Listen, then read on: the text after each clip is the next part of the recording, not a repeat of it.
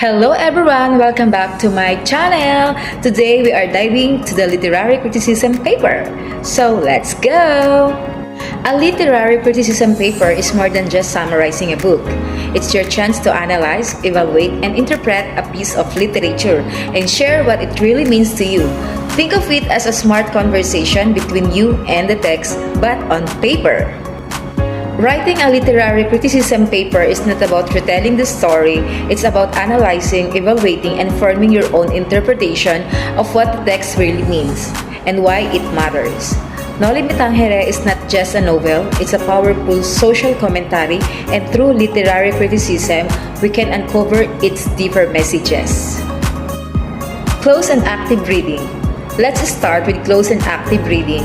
When we read about the experiences of Crisostomo Ibarra, we must ask, what is Rizal really saying about the Philippines under Spanish rule? What symbols or themes does he use? For example, the character of Sisa is not just a tragic mother. Step 2. Develop your argument. Now that you've read the text closely, it's time to develop your argument. This is where your thesis statements comes in, the heart of your paper. Your thesis is your main claim. It's where you share your own interpretation of the text. A good thesis is clear, specific, and debatable. It's not just a summary, it's an idea that you'll support with evidence.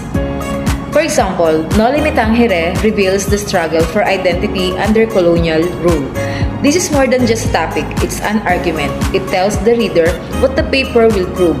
Now, every piece of evidence you include should support the central idea. Step 3. Use evidence and reasoning. Once you have your thesis, the next step is to support it with strong evidence. This is where you dig into the text, pull out powerful quotes, describe key scenes, and share thoughtful observations. But remember, don't just drop a quote and move on.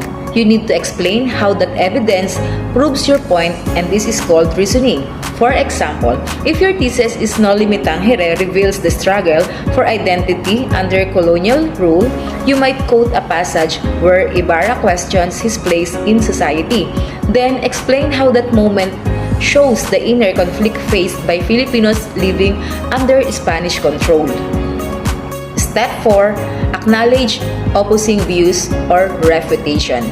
Great literary criticism doesn't exist in a vacuum.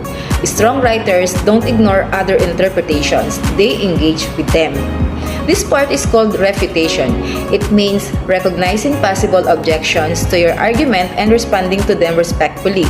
Doing this shows you've thought deeply and critically about the text, and it actually makes your position even stronger. For example, let's say your thesis is No Limitang Here reveals the struggle for identity under colonial rule. Someone might argue that the novel focuses more on criticizing the church than exploring identity. You could respond, while the novel strongly critiques the church, that criticism is directly tied to how colonial institutions shape personal and national identity, especially through education, religion, and social status. By addressing other views honestly and thoughtfully, you show your readers that your interpretation stands up, even in the face of challenge. Keep your interest and motivation high. Now I know, writing like this can feel overwhelming at first. But trust me, the more you practice, the more your ideas evolve. Start small, draft messy, revise boldly. Writing is a process, and you'll get better each time. Literary criticism isn't about having the right answer, it's about having a thoughtful one. So, read closely, think deeply, and write boldly.